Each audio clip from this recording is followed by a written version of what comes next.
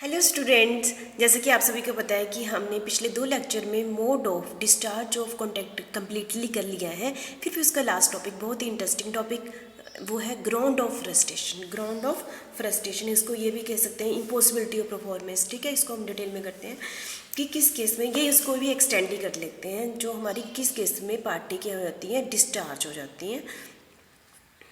सबसे पहले है डिस्ट्रक्शन ऑफ सब्जेक्ट मैटर। जैसे कि आपके सभी को पता है डिस्ट्रक्शन ऑफ सब्जेक्ट मैटर मतलब जिस सब्जेक्ट मैटर को लेकर हमने आपस में क्या किया है, कॉन्टैक्ट किया है, वो सब्जेक्ट मैटर ही ख़त्म हो जाता है, डिस्ट्रॉय हो जाता है। तब हम दोनों पार्टियाँ अपने काम के लिए क्या हो जाती हैं, डिस्चार्ज हो जाती हैं। Where subsequent to formation of the contract the subject matter for which the contract was entered into is destroyed without the fault of the party the contract get distorted. मतलब कि जो सब्जेक्ट मैटर को लेकर हमने आपस में contact किया था, हम दोनों का कोई फॉल्ट नहीं है, वो क्या होती है, डिस्ट्रॉय हो जाती हैं। तो हम दोनों ही पार्टियाँ क्या हो जाती हैं, डिस्चार्ज हो जाती हैं। जैसे ए ने एग्री किया कि हॉर्स बी को देंगे, पर आफ्टर द कॉन्टैक्ट बन गया तो हॉर्स की डेथ होगी, तो दोनों पार्टियाँ क्या होगी, फ्री होगी, डिस्चार्ज होगी। तो मुझे लगता है ये पॉइंट कंप्लीट होगा। तो इसके अंदर बहुत ही अच्छा सा केस है, केस टेलर वर्सेस कार्डवेल 1863। ये आपने अच्छे से देख लेना है, ये भी बहुत ईजी से है। नेक्स्ट है डेथ हो और पर्सनल इनकैपेबिलिटी। डेथ और पर्सनल इनकैपेबिलिटी मतलब पर्सनल, मैं ये शब्द पर ध्यान दे रही हूँ। जैसे कि हमने एक पर्सन के साथ कॉन्टैक्ट किया तो उन्हें पेंट करना है, क्योंकि उसमें पर्सनल कि वो अच्छा पेंट करता है, तब मैंने उसके साथ कांटेक्ट किया हुआ है। लेकिन उसकी क्या हुई, डेथ हो जाती है, तो इम्पॉसिबल है ना कि उसके अब कांटेक्ट कंटिन्यू नहीं होगा।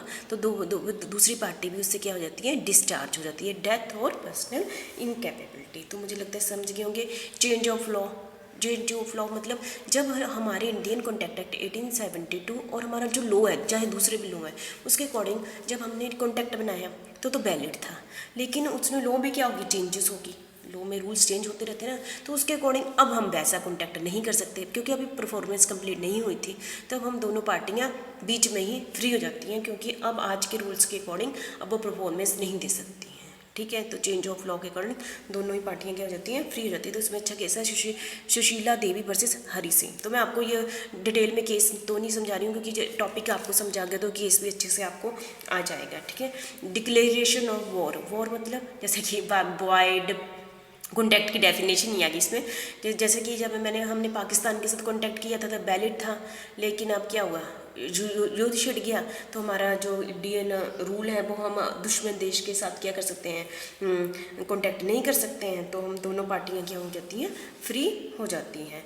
नेक्स्ट है हमारा non existence of a particular state of thing. ठीक है, where the particular state of thing was the base of the contact. Particular जो चीज़ थी ना वो बेस था कॉन्टैक्ट, वो अब उसकी एग्जिस्टेंस ही नहीं रही। ठीक है, जैसे ए और बी के बीच में एग्रीमेंट हुआ कि मैरिज करने का, ठीक है, टाइम फिक्स हो गया, और क्या हो गया, ए क्या हो गया, पागल हो गया, है ना, तो वो कॉन्टैक्ट क्या हो गया, वॉइड हो गया। ठीक है, तो आप मुझे लगता है पॉइंट समझ गए। ये भी वही है, हमने पहले 6 टॉपिक डिस्कस किए ना, डिस्चार्ज ऑफ कॉन्टैक्ट, ये आप ऐड कर लो, ये भी 6 पॉइंट उसी के ही हैं, पर ये किस हेड के अंडर है, फ्रस्ट्रेशन, ग्राउंड ऑफ फ्रस्ट्रेशन। ये इस जो पेपर में आ जाए ना, ग्राउंड ऑफ फ्रस्ट्रेशन क्या होता है। तो ये 5 पॉइंट को आपने 2-2 लाइन लिख के, यदि 2 नंबर का क्वेश्चन आता है तो आपने इसको अटैम्प्ट कर लेना है। ठीक है, नेक्स्ट है एक्सेप्शनल टू इम्पॉसिबिलिटी। मतलब कि ये है ना, जो मैं आपके सामने 5 पॉइंट पढ़ूंगी, मतलब हम ये कहकर ये 5 पॉइंट कह के सामने वाले को नहीं कह सकते कि इम्पॉसिबल है। ठीक है, मतलब कि एक्सेप्शन टू सर्वेन इम्पॉसिबिलिटी, हम सामने वालों को ये कहकर ये नहीं कह सकते कि ये इम्पॉसिबिलिटी है। जैसे कि डिफ़िकल्ट ऑफ परफॉर्मेंस, मतलब कि अब पहले तो कॉन्टैक्ट कर लिया, मैं काम कर दूंगा, बाद में तो ये तो बड़ा डिफ़िकल्ट है, मैं ये डिफ़िकल्ट शब्द यूज़ करके उस कंटेक्ट से क्या हो सकती है, फ्री नहीं हो सकती।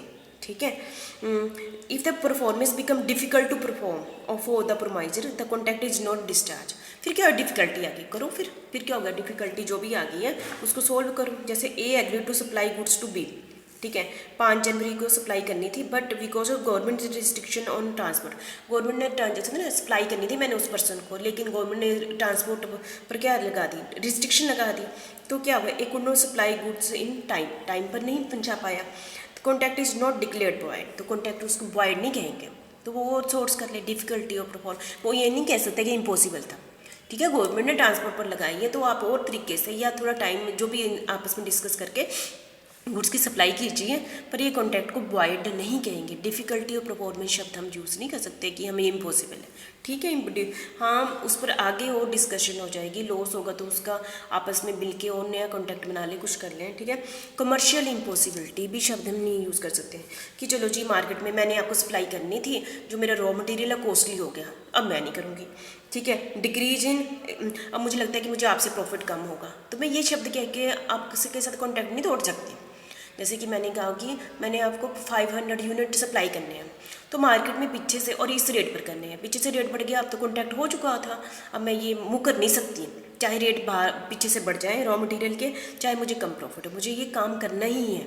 तो ये वाले इम्पॉसिबिलिटी में नहीं आते, कमर्शियल इम्पॉसिबिलिटी में ये नहीं है चीज़ें आती कि मैं उस कॉन्टैक्ट को छोड़ दूँ।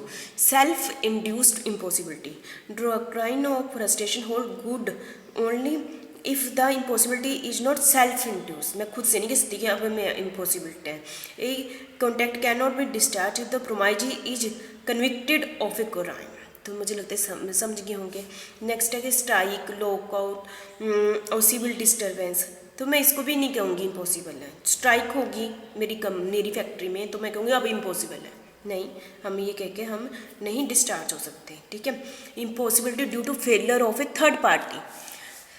थर्ड पार्टी आ गई, मतलब जैसे सप्लायर ने मुझे सप्लाई करनी थी, तो मैंने आगे सामान बेचना था, सप्लायर ने मुझे सप्लाई नहीं दी, तो मैं सामने वाले के साथ तो कॉन्टैक्ट तो मुझे पूरा ही करना चाहिए, सप्लायर ने दी तो मैं कहीं और से ले लूँ, तो मैं इसको इम्पॉसिबिलिटी शब्द में ऐड नहीं करूँगी। तो मैंने आपके सामने ये सारे 5 पॉइंट रखे, ये भी पेपर के लिए इम्पोर्टेंट क्वेश्चन है कि ऐसे पॉइंट इम्पॉसिबिलिटी में ऐड नहीं करेंगे, ठीक है। तो मुझे लगता है कि आप समझ गए होंगे। तो इसी के साथ हमारा डिस्चार्ज ऑफ कॉन्टैक्ट टॉपिक ख़त्म होता है 3 वीडियो के साथ, ठीक है। तो मैंने अपनी तरफ से कोशिश की है कि आपको ईजी वे में समझाऊँ, ठीक है। तो आपके लिए तो बेनिफिट ही है ऑनलाइन का, जितनी मर्जी बारी वीडियो देखो और समझने की कोशिश करो, नहीं आता तो मुझसे व्हाट्सएप पर कांटेक्ट कर लेना, ठीक है।